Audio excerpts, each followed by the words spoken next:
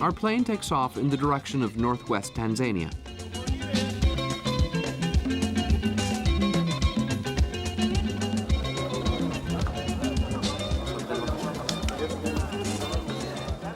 The shores of Lake Victoria, where the Mara River flows into the lake. Of course, fishing is the center of the economy in Mwanza.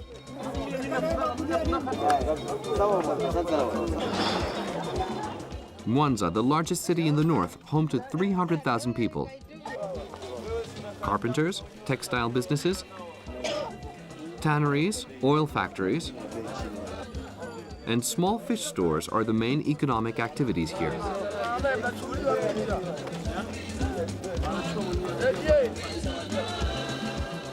It's the birthplace of Mwalimu, the master, President Nyerere.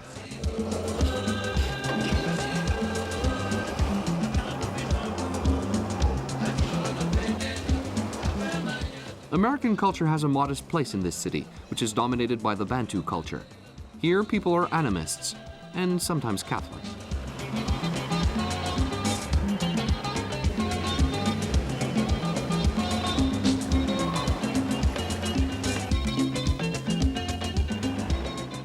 The Gandhi Memorial brings to mind that there are many Indo-Pakistanis in Tanzania because of British colonization.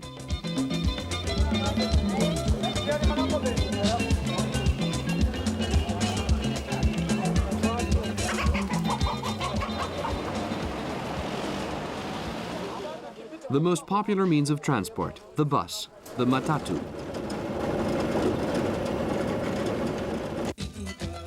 Before we get back to the coast on our way to Dar es Salaam, we have to cross the land in the east. The road is seldom comfortable. Tanzania has only 3,000 kilometers of asphalt road.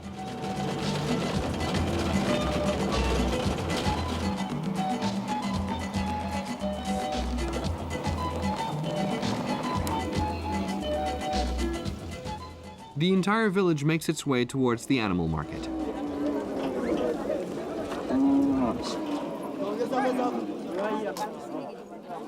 The Maasai trade with the Bantu, but this cohabitation hasn't always been easy. The Maasai believe that all cows have been given to them by the Lord. So when they see a cow in someone else's hands, they take it, because they believe it belongs to them. These macabre trophies indicate that we enter a hunting reserve. Let's not forget that African colonial history is strongly linked to safaris and hunting. The lions are often the heroes of these spectacular events and have inspired writers and filmmakers. The most famous among them, Ernest Hemingway, made traditional camping in tents popular.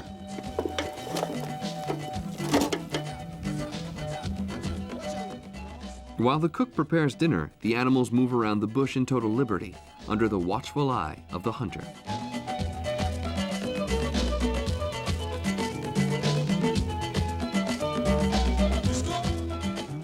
An osprey picks out its prey. A bit further, another one already devours it. When a carcass is left behind, the vultures leave the tree where they have been waiting.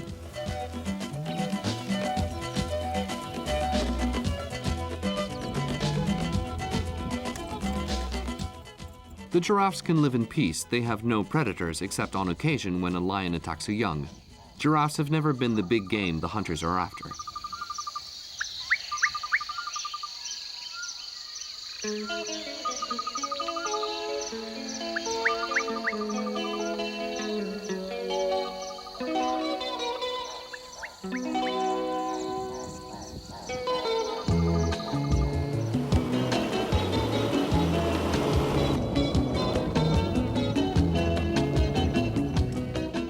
Along the road to Dar es Salaam, the farmers work hard. There are beehives hanging in the trees. A village.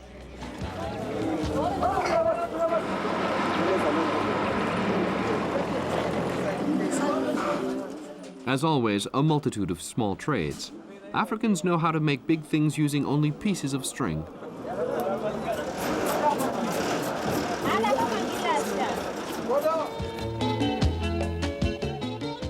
And then they walk. A lot of walking goes on in Tanzania and in Africa in general. A traditional dwelling. Don't be afraid, it's open. One can enter.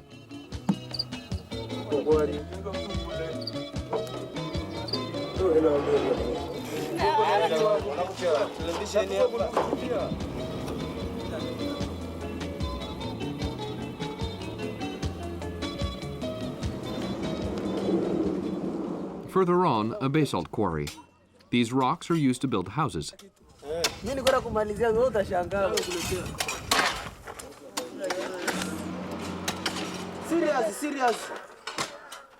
They are extracted using an ancient method that was already used by the Egyptians.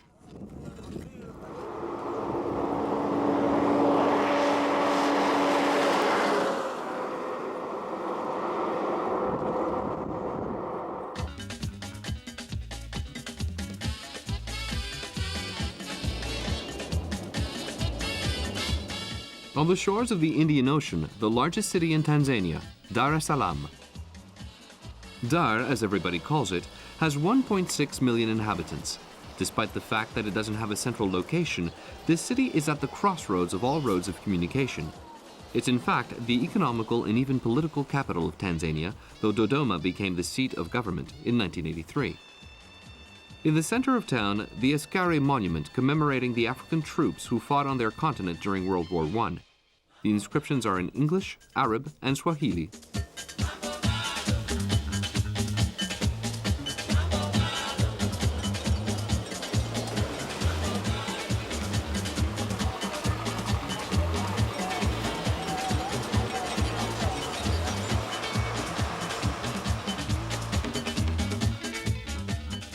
Dar es Salaam, the haven of peace, is the country's biggest port.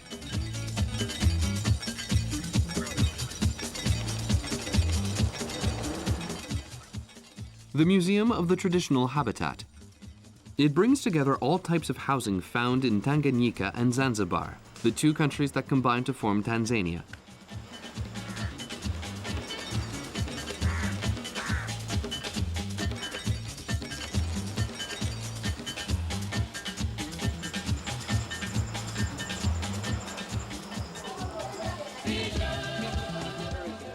Near the museum, stalls with artisan products.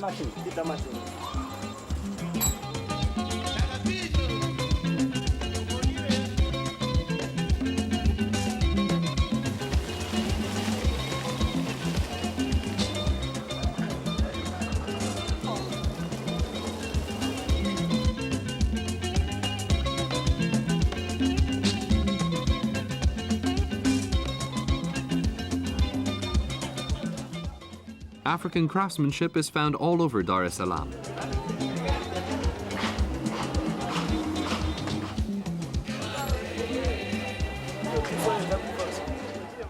Animals are the primary source of inspiration for the engravers and the sculptors, who use wood, copper, rock, or bronze.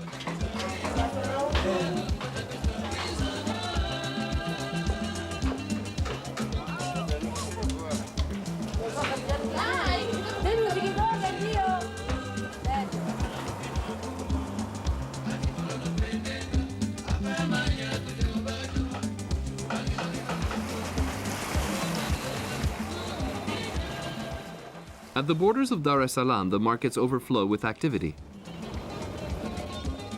The matatus queue up.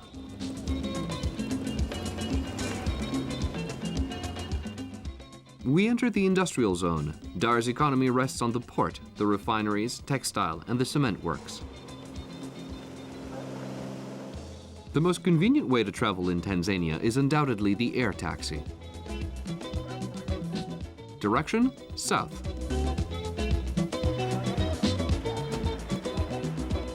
The Selous Reserve. This is not a park, but a hunting reserve, the largest one in Africa, at more than 50,000 square kilometers. The best time to visit is between July and March, which means all year round except for the rainy season.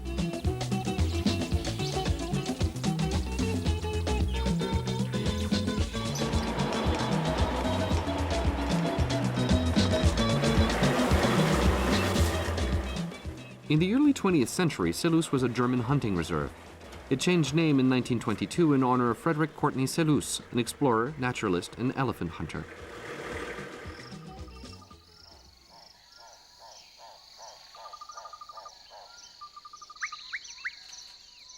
This elephant doesn't hesitate to mark its territory before the visitor.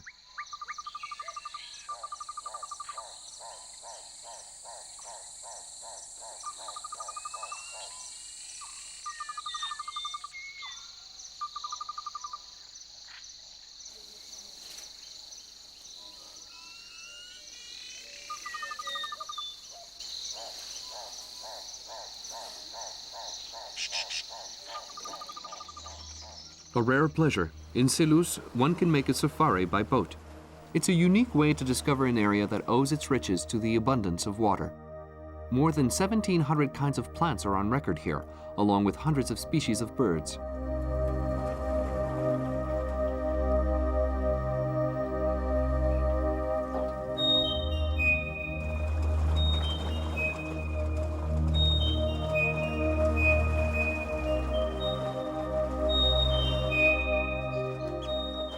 In particular, there are some typically African waders here. Be wary of the hippopotamus, one of the most dangerous animals for man.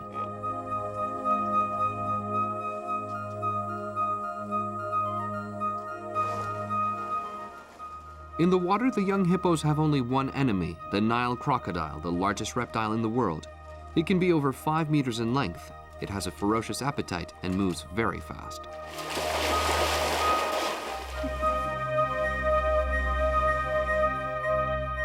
The manager of the Mbuyuni camp, Saul Arsene. We have a tented camp in the Selous Game Reserve. It's called Mbuyuni. It's 12 tents, all under canvas. All the tents are self-contained, shower, bathroom inside the tents. They're all on wooden platforms, and they are designed to blend into the environment. We can offer you walking safaris because we are in a game reserve, which is something you cannot do in other parts of Africa. We can also offer you game drives. And because we are on the Rufiji River, we also have boat safaris.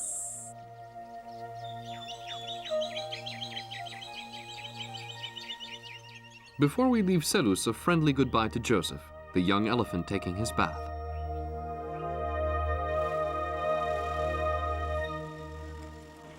This southern part of Tanzania is the poorest of the country.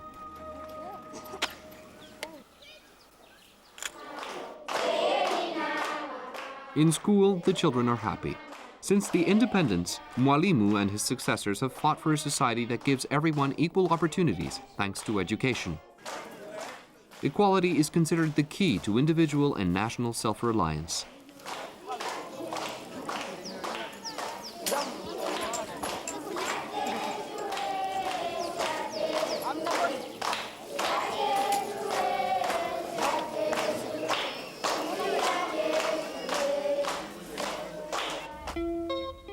Tanzania also consists of the islands of Mafia, Pemba, and Zanzibar.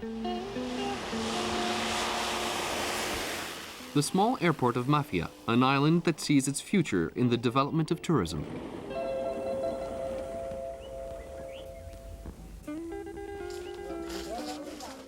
But in the meantime, they have to make do with what is there. Sometimes the manager of the airport has to drive you to the Mafia Island Lodge on the other side of the island in a fire truck. You might have to push it to start it up. It's an often eventful trip. Expect some mechanical glitches which may cost some money. The lodge is a heavenly sight. The Mafia Lagoon is one of the prettiest in the Indian Ocean. Once there, one can always find a fisherman willing to make a deal for some big-time fishing.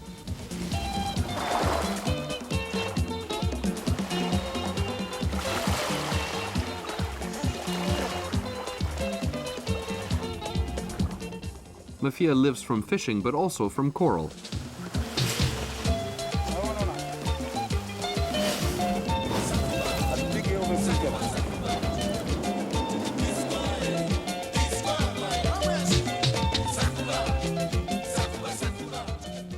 And don't forget rice and tea farming, very important on the island.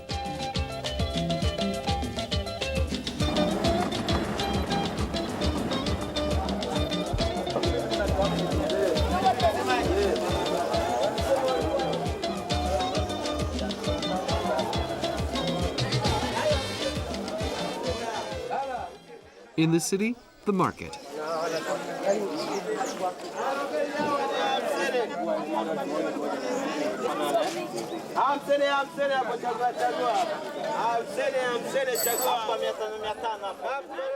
The whole family gets their clothes at the second-hand clothes store. The merchants have everything. We find fish,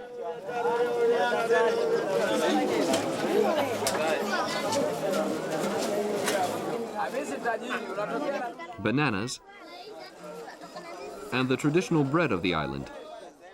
Mafia has many specialties and natural riches.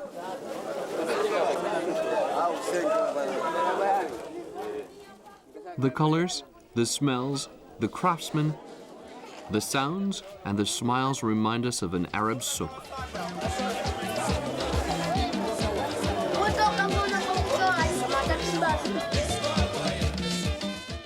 The beaches and the mangroves are wonderful.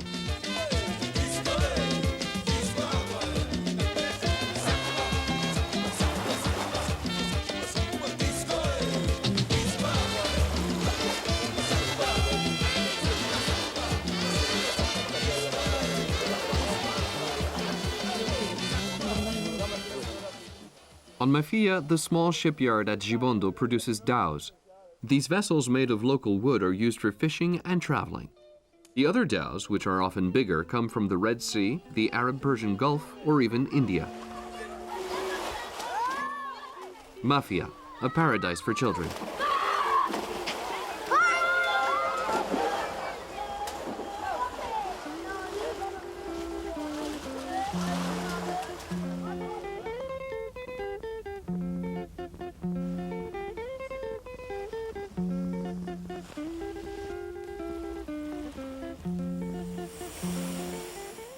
We return to our little international airport. The airport shop, the boarding formalities,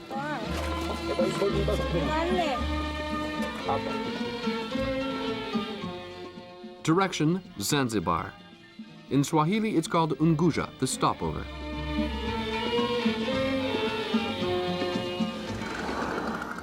Besides the plane and the boat, a hovercraft is another way to get to the island of sensations. 70% of the population of Zanzibar is from Swahili origin, but what's striking from the moment one arrives is the number of Moorish buildings. This is the Museum of the Peace Memorial.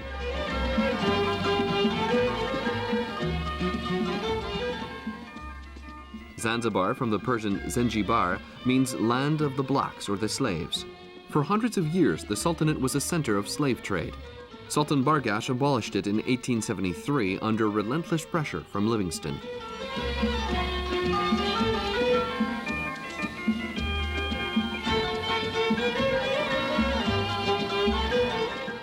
The museum contains furniture collections and special objects. It's impossible to miss the Anglican Cathedral, built on the site of the former slave market.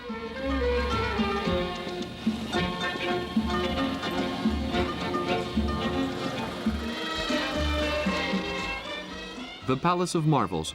Built in 1883, it used to be the Sultan's residence. The British bombed it in 1896.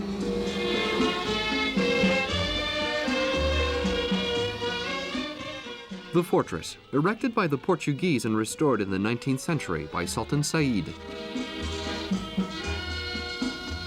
But Zanzibar is not only monuments. One has to visit the city to discover the beautiful sculpted doors.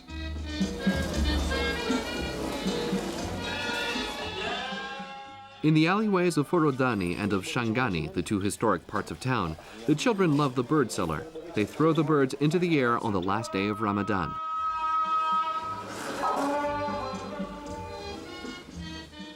In Zanzibar, 95% of the population is Muslim. Most women wear the buibui, the black veil, or the leso, characteristic of the Comoro Islands.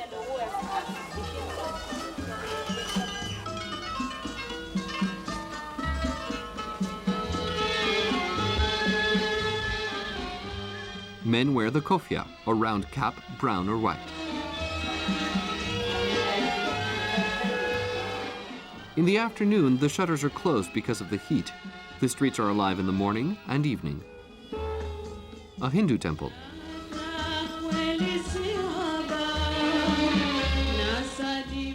The dhows leave to go fishing. Zanzibar is a victim of mold. Restoration of the city is one of the priorities of UNESCO. An example, the Itnashiri dispensary. This wooden Ismailian building will soon become a cultural center. The magic of Zanzibar is also present in its market, or rather, markets. There's a fruit market, a fish market, a poultry market, and more. This market is even prettier and more animated when Zanzibar celebrates the last day of Ramadan, Eid al-Fitr. The sense of the spices mixed with those of Swahili kitchen.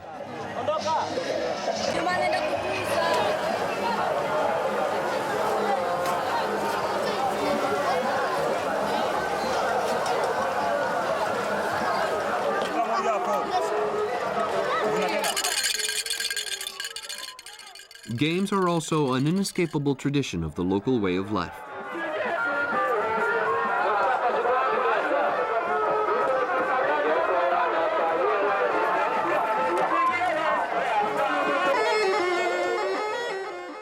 Night falls over Zanzibar.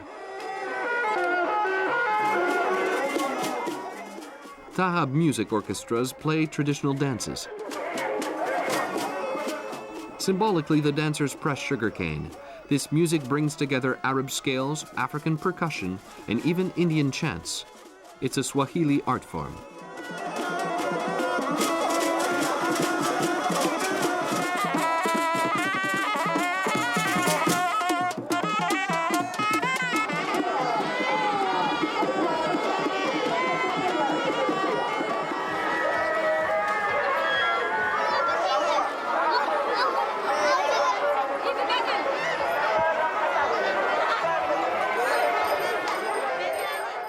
It's a day of joy. The people of Zanzibar forget 40 days of fasting and drink fresh sugarcane juice.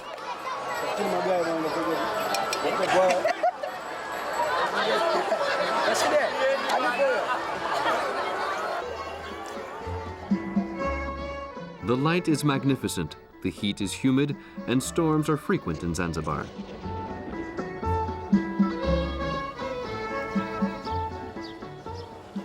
From the early morning on, the fishermen make the port come alive on board the dhows, special vessels driven by sails and sometimes equipped with engines.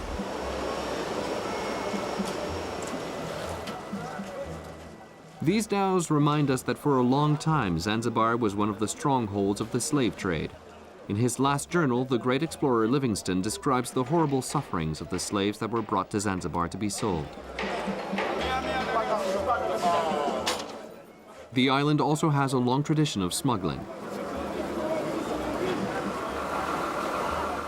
There are still some traces left today.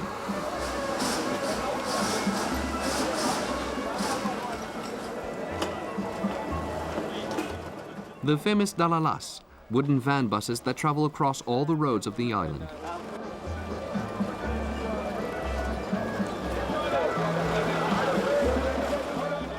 The price is modest, the comfort is so-so.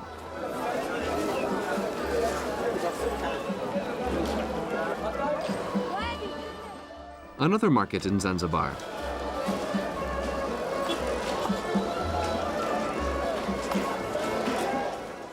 This one has a roof. This one is also known for its scents and for the flies that hover over the meat and the fish.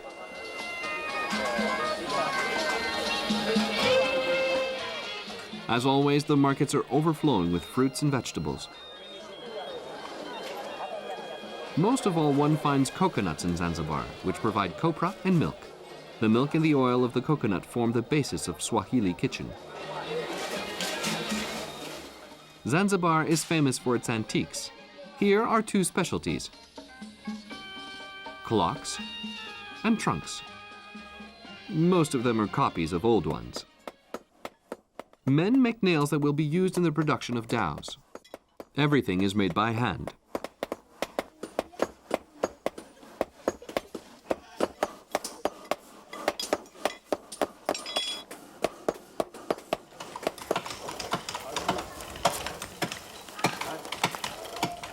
The dhows are made according to ancestral methods inherited from the Middle Ages.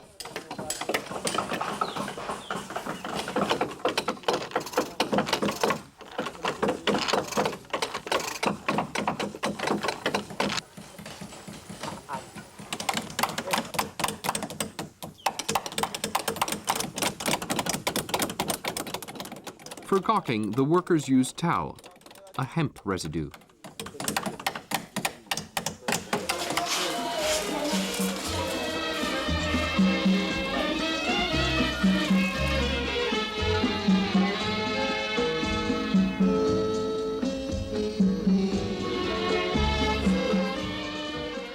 An appetizing Zanzibar specialty, pralines.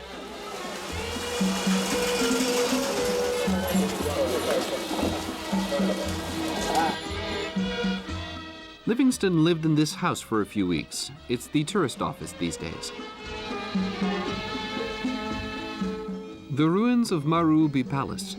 It was built in 1880 for the harem of Sultan Bargash and burned down accidentally in 1889. Only the Turkish baths survived. Next to the ruins is the Spice Garden, where one can see and smell the clove, the island's premier specialty, and many tropical trees that provide cocoa, guava, nutmeg, cinnamon, mango.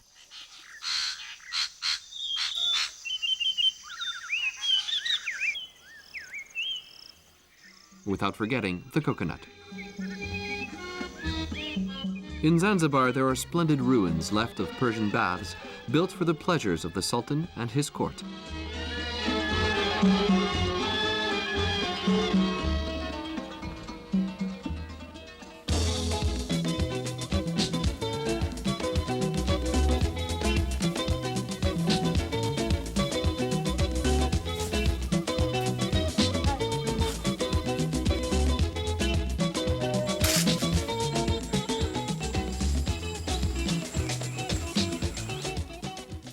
In the trees, the children of Zanzibar are the rivals of these little monkeys, which look like the vervets that live on the continent. But they are in fact red colobus monkeys, fiercely protected.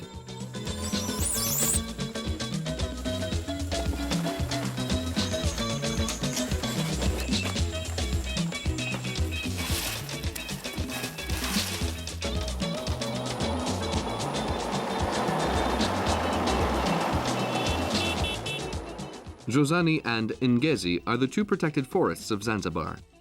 They are enormous virgin forests. Most of these trees are at least 100 years old. The forests are a refuge for wildlife.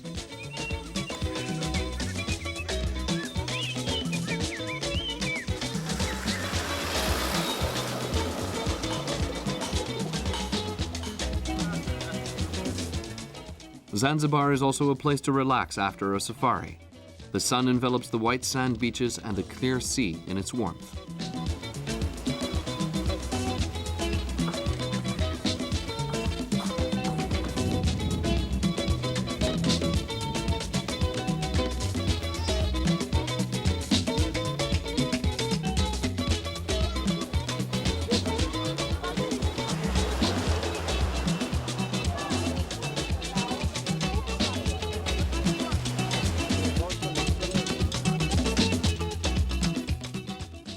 Nature is sovereign here.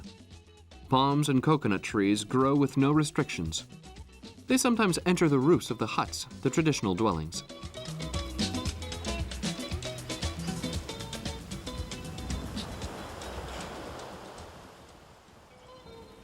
A beautiful morning 2 million years ago, a man stood upright, overwhelmed by the intense beauty of the eternal landscapes. The heritage of Tanzania and humanity, the Kilimanjaro, the Rift Valley, the Ngorongoro crater, Zanzibar. The whole memory of the world is here. This is the cradle of civilization. All one has to do is to look and to dream that 2 million years from now, Tanzania will still be the same.